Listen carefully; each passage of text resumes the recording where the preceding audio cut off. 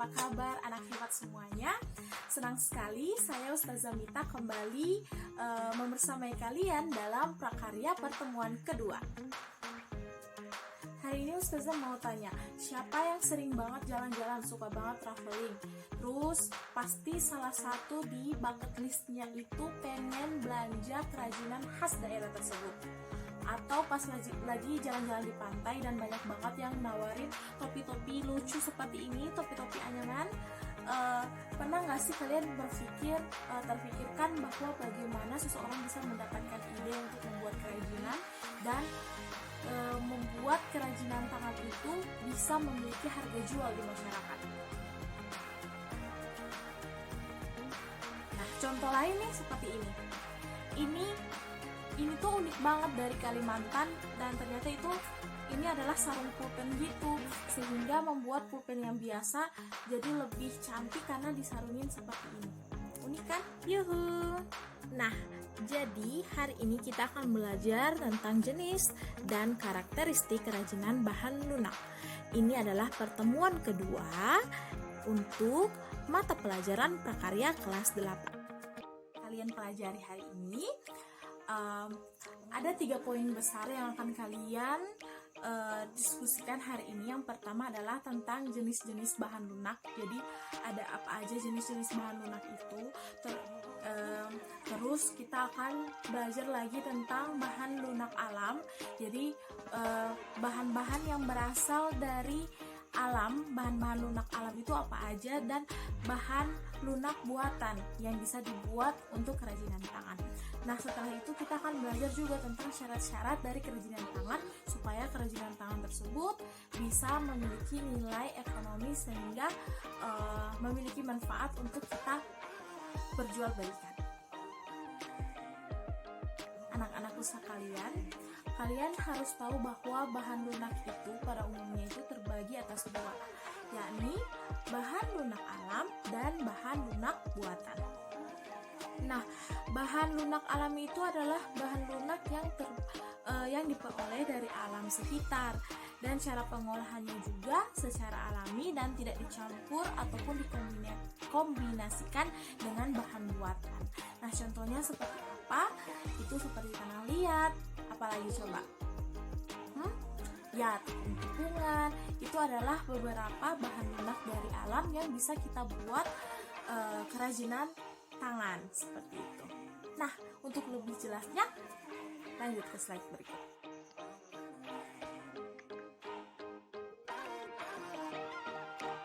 Nah, bahan lunak alam itu ada apa aja? Yang pertama tuh ada tanah liat. Nah, tanah liat itu merupakan bahan lunak yang dapat digunakan untuk berbagai jenis kerajinan, dan bahan lunak ini merupakan bahan alami yang dapat diperoleh dari alam. Contoh kerajinan dari tanah liat itu adalah tembikar, vas bunga, piring, guci, dan lain sebagainya. Nah, kira-kira menurut kalian kalau di sawah-sawah di Gorontalo masih bisa nggak menemukan tanah liat yang berkualitas yang bisa dibuat tembikar atau dan lain sebagainya? Menurut kalian gimana? Kalau kalian juga bisa memperhatikan tuh dengan lebih teliti, jika kalian ke sekolah, kita tuh biasanya menemukan satu tempat pembuatan batu bata. Nah, batu bata itu juga terbuat dari tanah liat seperti itu. Yang kedua, kulit. Nah, kalian pasti banyak banget dari kalian yang punya beberapa produk buatan kulit, entah itu jok mobil, kursi, atau tas, sepatu. Ada beberapa yang sangat menyenangi kulit karena memang tampak dari desain produknya itu sangat epik, juga tahan lama. Nah, kerajinan ini menggunakan bahan baku dari kulit yang sudah disamak ya teman-teman. Nah, ya kulit mentah atau kulit sintetis. Contohnya tas, sepatu, wayang, dompet, jaket kulit yang dihasilkan dari hewan seperti sapi, kambing, kerbau, dan buaya. Semuanya itu dapat dijadikan sebagai bahan dasar kerajinan. Dan yang ketiga adalah getah nyatu. Getah nyatu itu paling banyak dan pastinya didapatkan dari pohon nyatu, dan pohon nyatu itu paling banyak tumbuh di daerah Kalimantan. Nah, Jadi getah nyatu itu bisa dibuat seperti ini nih, seperti gambar ini. Jadi bisa kita bentuk menjadi miniatur rumah atau boneka dan lain sebagainya. Oke, selanjutnya kita punya flower clay. Ya, kenapa dikatakan dia flower clay? Karena ini tuh berupa bahan lunak alam yang berasal dari tepung-tepungan, teman-teman. Jadi bisa tepung terigu, tepung beras, juga tepung maizena. Jadi ada banyak banget tepung-tepung yang bisa dijadikan bahan dasar untuk kerajinan dari flower clay ini. Nah, jadi ini tuh biasanya lebih food grade karena dia terbuat dari tepung-tepungan. Biasanya kalau sudah boneka lucu-lucu begini akan dijadikan hiasan kue atau cupcake seperti itu. Nah, kalian pernah nggak makan kayak hiasan begini dan rasanya itu hambar? Nah, ini tuh bisa jadi dia adalah kerajinan dari flower clay yang memang food grade untuk hiasan makanan seperti itu.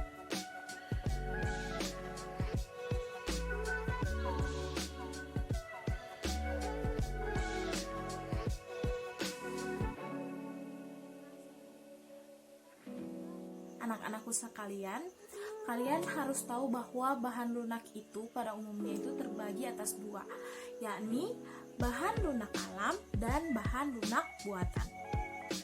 Nah, bahan lunak alami itu adalah bahan lunak yang diperoleh dari alam sekitar, dan cara pengolahannya juga secara alami dan tidak dicampur ataupun dikombinasikan dengan bahan buatan.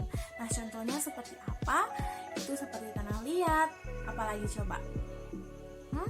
Ya, tepung-tepungan. Itu adalah beberapa bahan lunak dari alam yang bisa kita buat. Bahan lunak buatan itu ada beberapa macam. Tangan, yang pertama tuh sabun. Nah, sabun yang kalian gunakan sehari-hari itu ternyata bisa dibuat lagi menjadi bahan kerajinan yang lebih bersifat ekonomis gitu dan memiliki harga jual yang tinggi. Contohnya seperti ini. Nah, ini kan nggak kelihatan tuh kalau ternyata ini dari sabun batang biasa yang berbentuk segi empat itu loh, ternyata bisa dibuat lebih menarik. Tentunya kalau sudah bentuknya begini lebih mahal ya teman-teman. Selanjutnya ada parafin. Parafin itu apa sih? Parafin itu adalah bahan lunak hasil olahan minyak bumi. Jadi dia itu adalah bahan dasar untuk pembuatan lilin. Nah, parafin ini bisa digunakan untuk pembuatan lilin hias. Biasa kan kalian kalau lagi di salon-salon tuh ada lilin yang bentuknya lucu-lucu, kemudian dengan bau aromaterapi. Nah, biasanya dibuat dari perpaduan parafin dan parfum, sehingga harganya lebih tinggi, juga manfaatnya lebih banyak. Selanjutnya ada fiberglass. Nah, ketika kalian jalan-jalan, pernah nggak kalian menemukan gantungan kunci yang di dalamnya ada kupu-kupu seperti ini? Ini tuh sebenarnya adalah bahan kerajinan tangan yang terbuat dari bahan lunak berupa kaca. Jadi kaca itu kan kalau dilebur di suhu yang sangat tinggi, dia akan kembali berbentuk cair. Nah, setelah itu akan diolah menjadi serat-serat yang tipis. Setelah itu serat yang tipis tadi dicampur dengan resin dan katalis sehingga akan menjadi suatu bahan yang kuat dan digunakan untuk membuat kerajinan. Jadi ada banyak banget. Ustazah itu pernah ingat waktu Ustazah masih SMP kalau tidak salah, pernah tuh ada mas-mas yang menawarkan gini nih, kita praktek, kita belajar bikin desain seperti ini. Jadi kita bikin gantungan kunci yang di dalamnya ada nama kita itu, atau ada surat kecil untuk mama.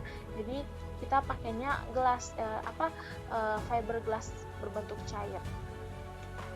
Nah, kemudian nih yang paling familiar, pasti kalian sering banget menemukan ini ada di langit-langit rumah kalian, biasanya untuk hiasan lampu atau hiasan dinding.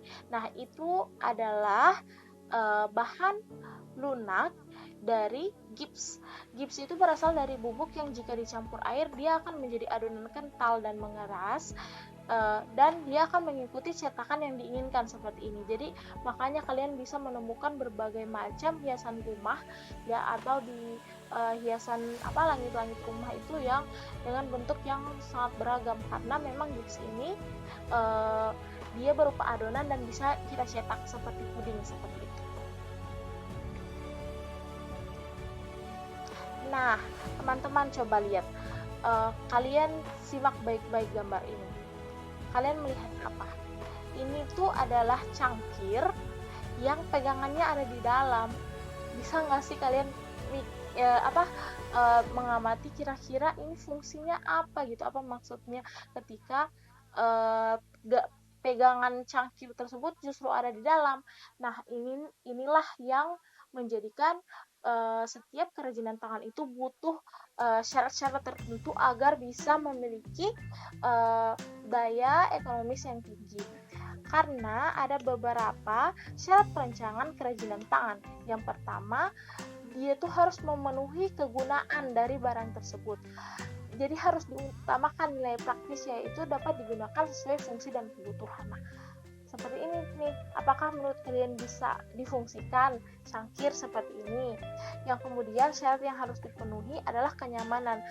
Produk kerajinan itu harus menyenangkan dan memberi kenyamanan bagi pemakainya.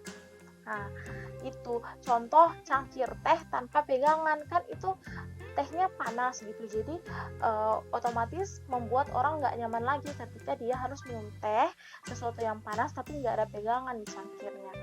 Selanjutnya, dia harus flexibility atau harus memiliki keserasian antara bentuk dan wujud benda dengan nilai gunanya. Selanjutnya, keamanan, dia tidak boleh membahayakan pemakaiannya. Seperti ini nih, coba dituang teh panas, apakah dia aman gitu? Bagaimana jika ampasnya justru sembunyi di sini, kan aneh begitu. Kemudian dia harus estetik, dia harus memiliki daya tarik, tapi daya tariknya nggak seperti ini ya. Ini unik, tapi hanya memenuhi ini daya tarik ini salah satu syarat, tapi dia mengabaikan 4 aspek lainnya, seperti itu.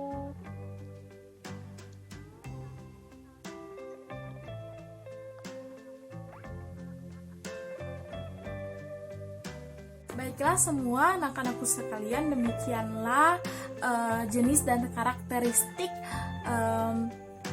kerajinan bahan lunak yang kita pelajari pada bab ini. Selanjutnya kalian akan mempelajari beberapa hal lagi seperti proses produksi kerajinan bahan lunak, juga gimana cara kemasan produk kerajinan bahan lunak, juga contoh proyek kerajinan bahan lunak. Nah, di situ kalian akan lebih lanjut mengamati bagaimana cara pembuatannya, dan kalian akan memilih kira-kira di antara kerajinan tangan yang sudah kita pelajari yang mana yang akan kalian praktekkan di rumah. Oke, demikianlah pelajaran prakarya pada pertemuan kedua. Sampai ketemu lagi di pertemuan ketiga. Mohon maaf atas segala kekurangannya. Semangat belajar. Assalamualaikum warahmatullahi wabarakatuh.